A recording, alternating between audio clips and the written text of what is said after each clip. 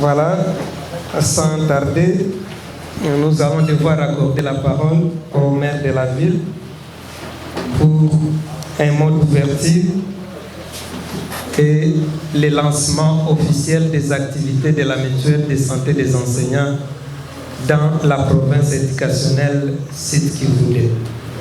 Monsieur le maire, vous avez la parole.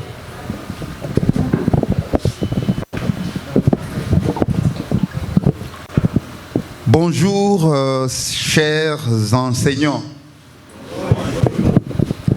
C'est pour moi un privilège d'être devant vous pour cette activité qui prendra 2 jours, hein, tel que nous avons été informés.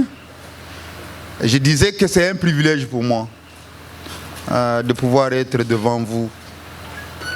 Et c'est pour moi une occasion de rendre hommage au chef de l'État, Antoine Félix Tshisekedi, qui, grâce à sa vision, nous pouvons aujourd'hui nous retrouver plutôt dans une organisation qui implique les enseignants pour leur avenir. Certes, vous êtes tellement habitués à beaucoup de discours. Hommage à tel, hommage à tel, hommage à tel. Mais au moins tous nous sommes des Congolais. Et moi qui vous parle, maire de la ville adjoint aujourd'hui, je fus aussi un enseignant pour 1 année. Non seulement enseignant, mais je fus aussi élève à mon époque. Puisque les années où nous avons été à l'école primaire, quand je vois la plupart de figures ici, peut-être la plupart de vous n'étaient pas encore nés.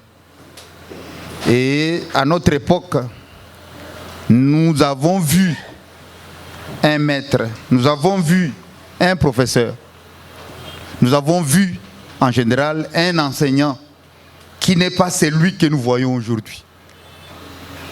C'est pour vous dire que ce métier a été tellement négligé et au fur et à mesure a rétrogradé au point que le métier de l'enseignant, le beau métier que je veux dire, est devenu un mauvais métier. Et au point où je disais que si tu suis, moi je le disais quand je suis enseignant, un très beau métier vraiment en réalité. Je l'aimais, je l'ai adoré. Mais j'expliquais aux gens ce que j'ai remarqué pendant cette année, que si tu poursuis l'enseignement au Zaïre à l'époque, tu vas finir comme la craie que nous utilisons quand nous écrivons sur les tableaux. La craie, vous voyez comment elle est entière, non? Au fur et à mesure que vous écrivez, ces poussières-là tombent, vous restez avec quoi? La poussière.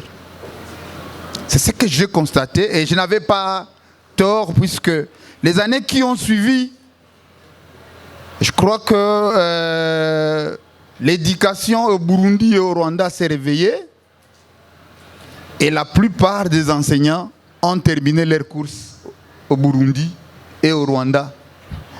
Et quand ils rentraient du Rwanda et du Burundi,